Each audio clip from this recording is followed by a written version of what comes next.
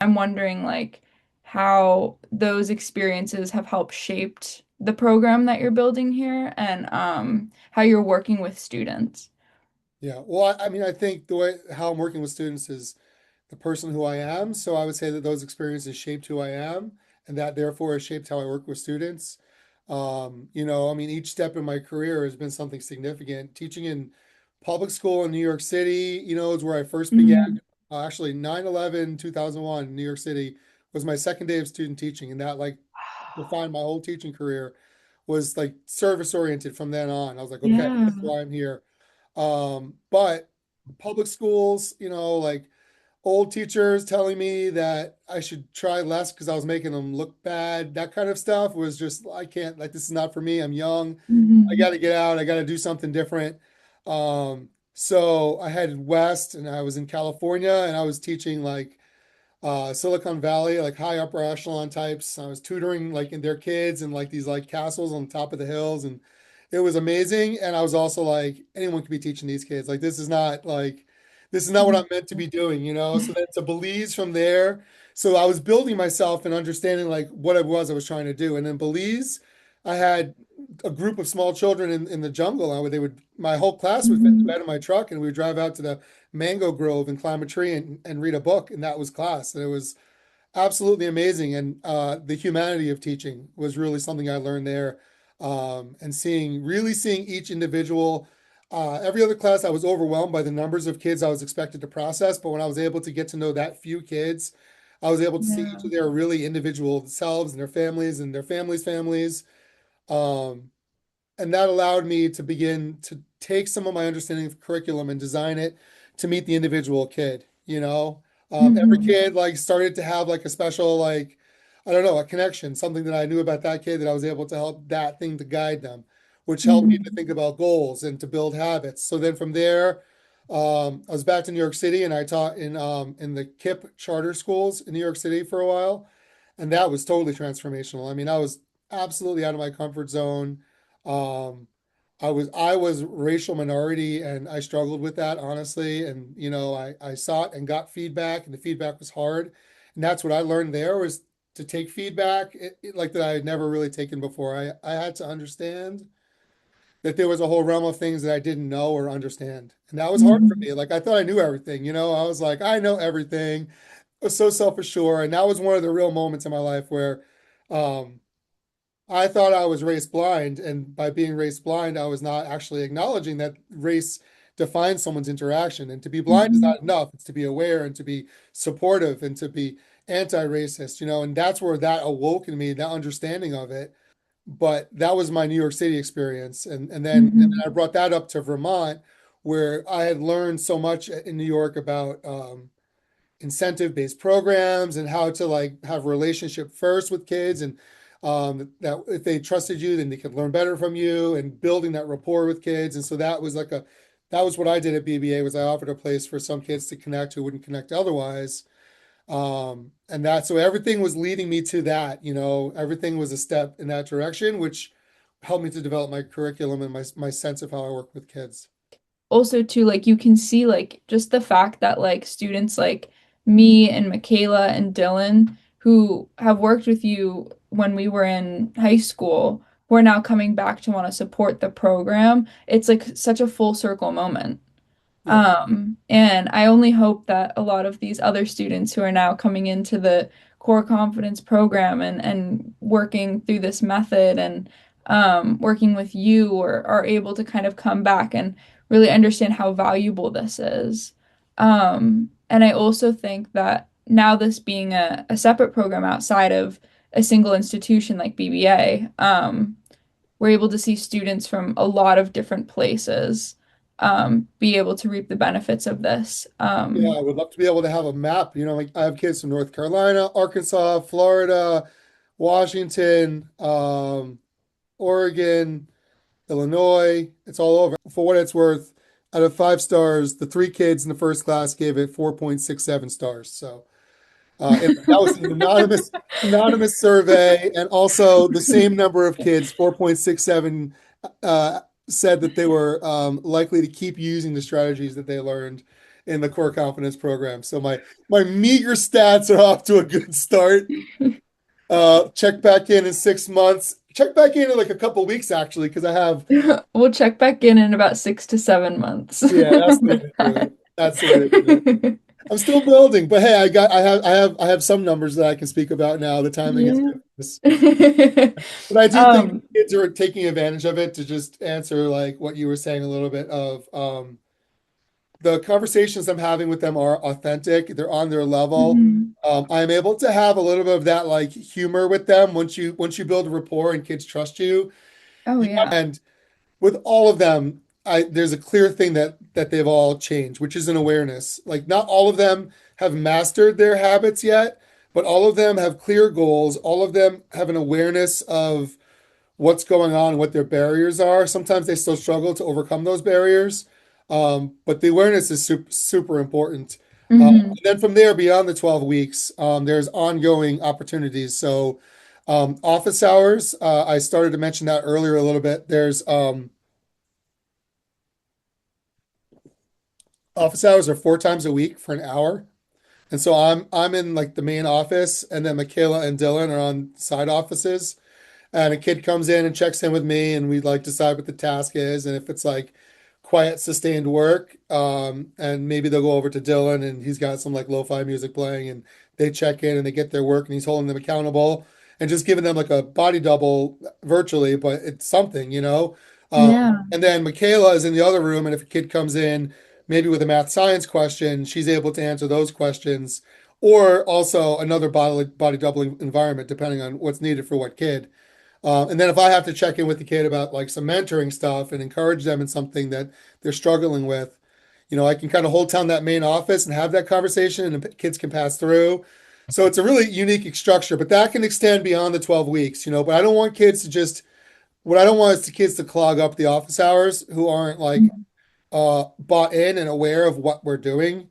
That's kind of like, when I was like a teacher, I mean, I hate to say it, but like there's kids that like bog the environment down, and like it's hard. Like you know what you're doing as a teacher, and you're able to support most of the kids really well.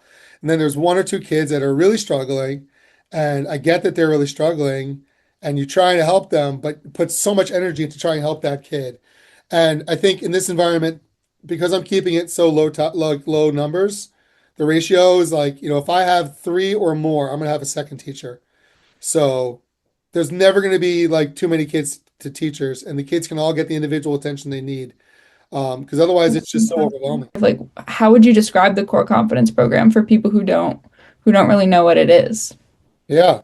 So that's pretty, it's basically what I was doing at BBA. I took success as I understood it, and what I was trying to do was success, which was goals, habits, growth is really what it came down to.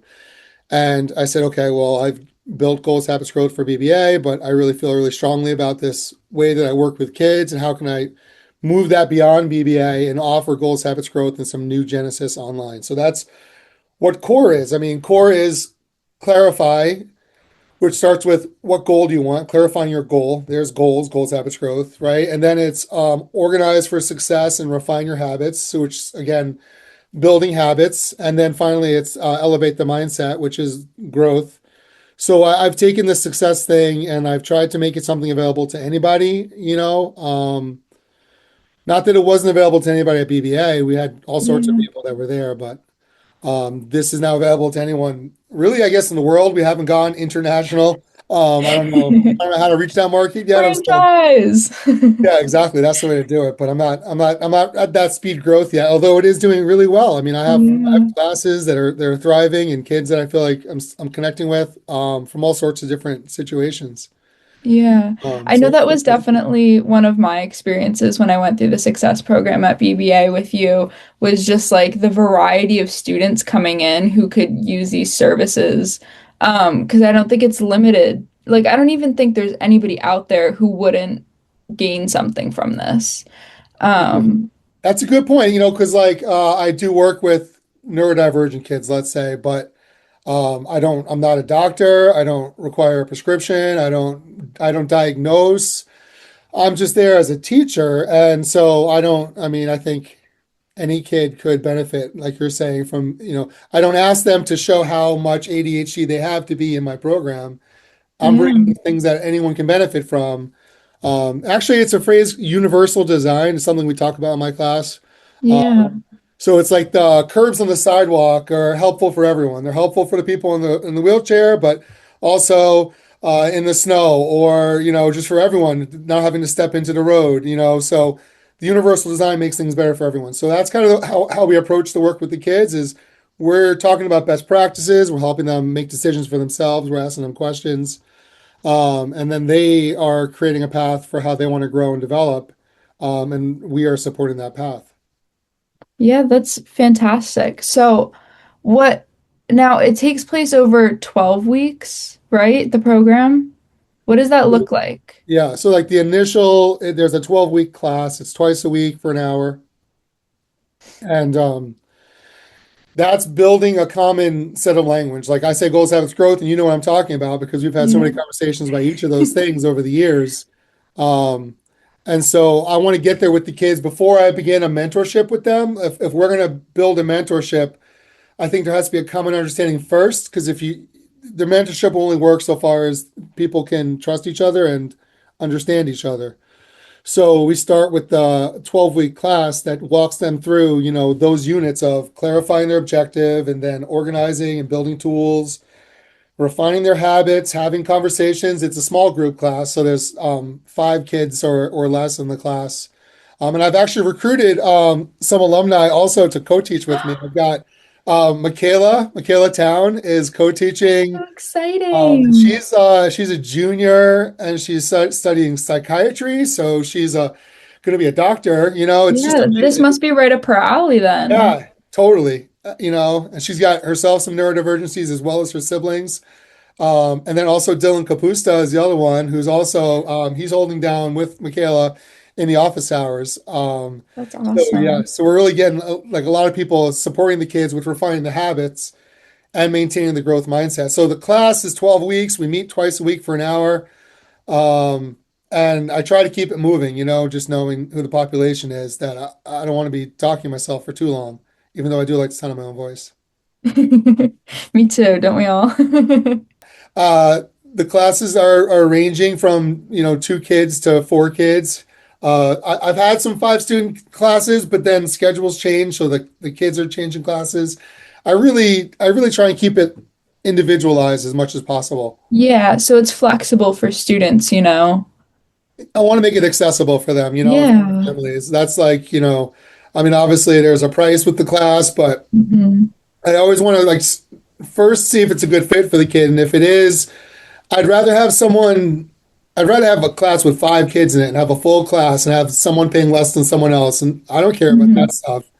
I'd rather have a thriving environment where everyone is getting what they need. So I've always tried to be flexible, I'm trying to say, and working with people and figuring out Yeah. paying for a class, um, because it's a benefit for all the kids to have a full, vibrant, community. What I Oh, want my kids, I yeah, want to be there.